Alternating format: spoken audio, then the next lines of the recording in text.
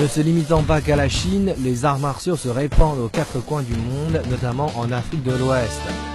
Zamble Serge, un des amateurs ivoiriens du kung-fu chinois, a remporté le dernier championnat d'Afrique de Wushu le 20 mars 2016.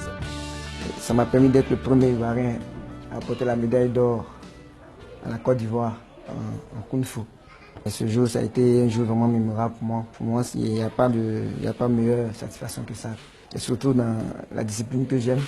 J'étais le dernier espoir. Tout le monde avait été battu. Et on demandait quand même qu'on revienne au pays avec une médaille d'or. J'étais aux prises avec un Tunisien. Oui, on est arrivé en finale. Et il s'est trouvé que je l'ai battu. Quand on a donné les résultats, c'était vraiment la joie dans notre camp. Sur les conseils de son père, ce jeune Ivoirien a commencé en 1993 à pratiquer le kung-fu et depuis, Zamble ne cesse jamais de faire ses exercices quotidiens. En 2015, un voyage de 3 mois à Shaolin a approfondi son affection pour les arts martiaux ainsi que pour la culture chinoise. Exceptionnel, exceptionnel, c'est inédit. C'est inédit. 3 mois, on a fait du kung-fu, les bases de kung-fu de Shaolin.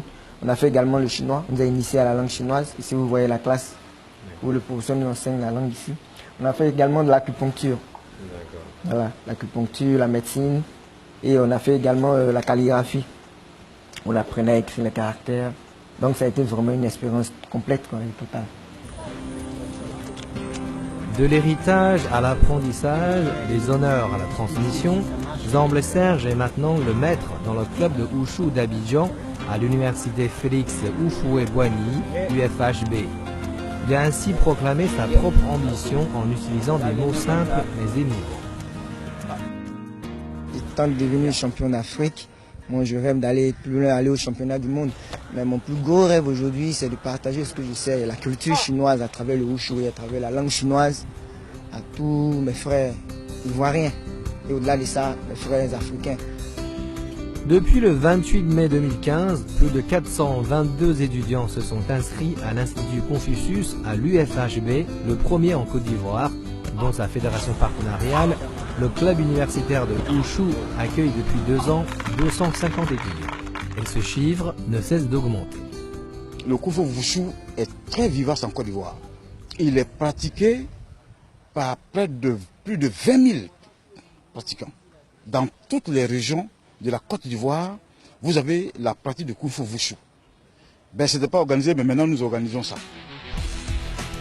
Malgré leurs langues maternelles différentes, les Chinois et les Ivoiriens arrivent à se comprendre en communiquant par leur langue spéciale commune, le kung-fu.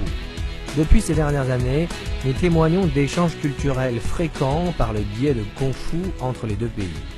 嵩山这个少林寺每年会派团组来给当地的中小学生，一个是表演，一个是培训他们的兴趣。我们也希望呢这方面的普及开来，所有的科德亚小朋友都喜欢上太极拳啊，喜欢上武术啊、功夫啊、中国功夫。